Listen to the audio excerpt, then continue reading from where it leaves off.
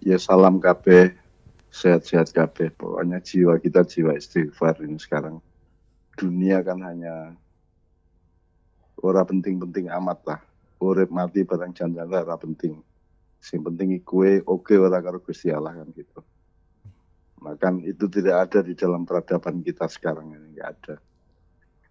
Semua kan tidak semua kan ngurusin stasiun dan pasar kaget saja, tapi tidak mengurusi sangkan paran, tidak mengurusi nasib yang sebenarnya dari makhluk Tuhan kan gitu. Jadi nek soal-soal begitu saya sangat awam sebenarnya. Paling pertanyaannya kita ukur benar sekarang tingkat kehancuran yang ditimbulkan oleh corona ini sampai seberapa? Apa sampai koyo zaman Nabi Hud sehingga kemudian yang tersisa hanya sedikit orang, terus dimik-dimik meneh, sinau meneh, tani meneh, sinaah karo Eh, wirosah karo tijaroh sinau meneh, atau seperti Nabi Nuh tersisa hanya beberapa ratus orang terus nyebar ke dunia dan membangun kembali dari tahap atau taraf yang paling tradisional, yang paling alamiah. Kita akan sampai ke situ ataukah kita tidak sampai ke situ nanti kehancurannya dan kebutuhan untuk keseimbangan baru itu. Karena janjane nek kudune nek ndelok le pintere wong saiki, hebate pemerintah, teknologi, dokter, farmasi dan semuanya itu kudune kan tidak terlalu sukar untuk melawan corona ini kudune. Kudune kan itu kan soal soal wis ngerti kok corona piye, masa inkubasi ini sepiro, cara penyebarannya piye kan sudah ngerti kabeh. Antisipasi menuju keseimbangan baru tadi itu ya hanya bisa kita lakukan di kalangan maknya saja intensifnya. Ya aku iki ngenyang ben orang nganti banget-banget le hancur kan ngono kan. Ngenyang supaya yang sabrang mungkin tidak setuju karena kan kalau view saya kan view keajaiban. Keajaiban itu artinya keajaiban sesuatu yang kita belum tahu dan sesuatu yang kita tidak bisa. Tetapi kan kita sangat akrab dengan itu sehari-hari dalam kehidupan kita sejak jadi janin sampai lahir bayi sampai jadi wong gede kan kita akrab dengan yang disebut keajaiban itu. Nah, keajaiban itu gaib lah, alam gaib ya. Alam gaib itu kan sebenarnya kan bukan memedi, bukan lelembut, bukan virus, bukan. Alam gaib itu adalah segala sesuatu yang tidak kita ketahui secara tepat sehingga kita juga tidak bersikap atau mengantisipasi secara tepat juga.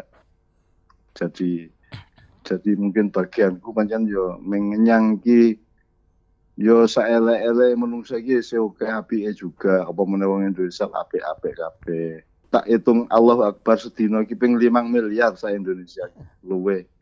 Ya mosok Gusti Allah ora nulungi kan gitu. Kalau soal perubahan yang akan harus terjadi kan nek prasaku kan tidak akan mendasar juga. Ya paling ya mutere ekonomi piye, mutere atine wong piye, tapi kan tidak mendasar, tidak sampai ke soal piye to janjane sangkan parane kue karo sing gawe kue suke piye kan kita ini kan muter-muter aja. Jadi dari peradaban mau Renaissance, mau pasca Hud, pasca Lut, pasca Soleh, Nabi Su'eb, kan kita muter-muter aja manusia itu dari kekonyolan ke kemanjaan ke gumunan sak piturute kan. Kan gumunannya kan rantai iki. Gumunannya kan terus-menerus juga. Jadi kita tuh tidak berubah semuanya manusia. Yang berubah adalah dia dipaksa untuk berputar secara berbeda, untuk berdialektika secara berbeda secara keduniaan. Tapi di wilayah-wilayah yang sejati, yang di wilayah yang memang Jawa jenenge sangkan paran gue mau, ya tidak akan ada perubahan apa-apa menurut saya. Mau Itali habis 50% penduduknya gunung jeblok, wong bujuk lanang wedok turu isih tetap jadi isih tetap ketok nganti saiki di museum di Italia sana karena gunung meledos mendadak itu tapi turute. Nah, tak baleni soal bagianku saya kira memang saya tidak terlalu memahami hubung-hubungannya wong dunia untuk dunia ini gitu loh. Aku memang bagian ndelok kemungkinan iki sepira to iki lak nek azab Allah lah yo dudu to iki. Iki menungso dhewe sing pancen sembrono kan gitu.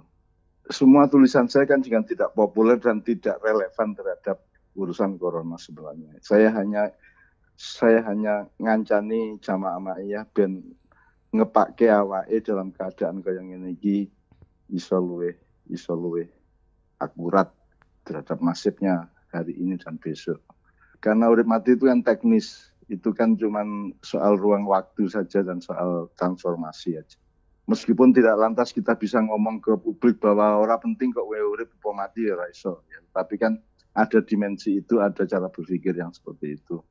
Bahwasan jan iki sing penting kowe iki ora dinesone Gusti Allah. Kemudian hal-hal yang menyangkut teknis penanganan corona, menurut saya memang di situ teruji kepemimpinan bangsa kita ini kan. Jadi nek saya itu pokoknya gini, satu kan iki balik nang atine dhewe, balik nang nasibe dhewe, balik nang posisinya sendiri-sendiri, ya balik nang silmine dhewe. Jadi setiap orang itu sekarang selamat atau tidak kan kalau di Ma'iyah kan elaborasinya sangat luas. Apa sing kena kira selamat, sing ora kena kira selamat lah ya ora iso. Kan gitu. Jadi yang apakah yang mati itu tidak selamat, yang hidup itu selamat kan juga relatif. Karena keselamatan yang sejati adalah orang di perkara karo Gusti Allah.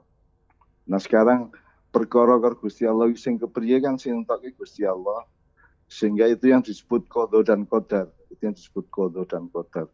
Rukun Islam ke-6 itu. Artinya kita harus siap mental untuk menerima ketetapan Tuhan apapun saja bentuknya kan gitu. Dan bentuknya bukan kita yang meregulasi, bukan kita yang menentukan, tapi Allah yang menentukan. Nah, kalau kita kembali ke situ, mudah-mudahan terus Gusti Allah jadi sayang dengan kita punya sikap pasrah seperti itu, mudah-mudahan itu menghasilkan rasa ora tegone Gusti Allah nang awake dhewe, dan karena kita juga masih ditugasi macam-macam dalam waktu yang mungkin cukup panjang setelah sekarang ini, sehingga mudah-mudahan Tuhan tetap memberi tugas kepada kita, bukan tetap tidak membunuh kita atau tidak mematikan kita, tapi mudah-mudahan kita tetap dipercaya untuk bertugas. Semua teman-teman Ma'iyah di tempatnya masing-masing oleh Tuhan masih diberi kontrak untuk melanjutkan perjuangannya. Salah satu efeknya adalah gue tetap urip kan gitu. Aku tetap urip kan gitu. Meskipun tetap saja qadha dan qadar itu sejak awal sudah kita sumpahkan kepada Allah, kita akan terima qadhanya maupun qadarnya.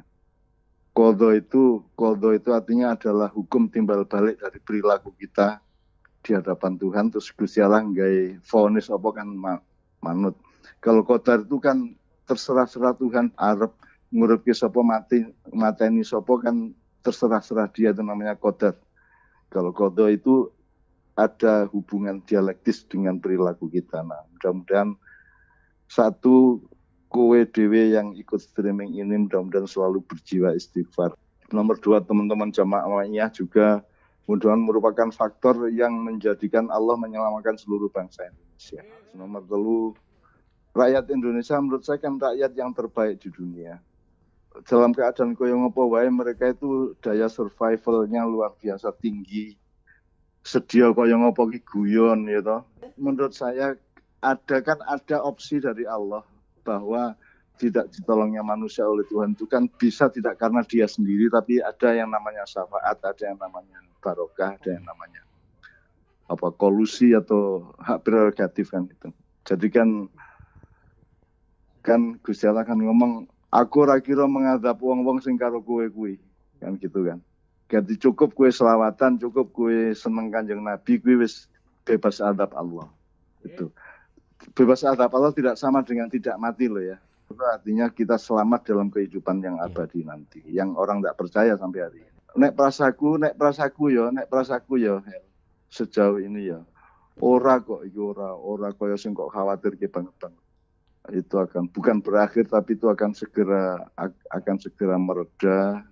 Bentuk redanya itu juga tidak bisa kita regulasi, tidak bisa kita rumuskan, tetapi nek prasaku sangune wong Indonesia iki luar biasa di hadapan Allah. Rakyat Indonesia itu menakjub, dan menurut saya kok Allah akan tetap memperhitungkan keselamatan bangsa ini berdasarkan lende menak rakyat Indonesia kuwi gitu. Tolong teman-teman tiap malam selalu sholat malam dan selalu minta kepada Allah. Jadi istighfar sing akeh. Nek kesuwen astagfirullahaladzim, astagfirullah tok wae. Astagfirullah. Oke. Terus ya dia mungkin jaluk petunjuk dan selalu niteni ngimpimu apa. Nanti ada simbolisme di situ.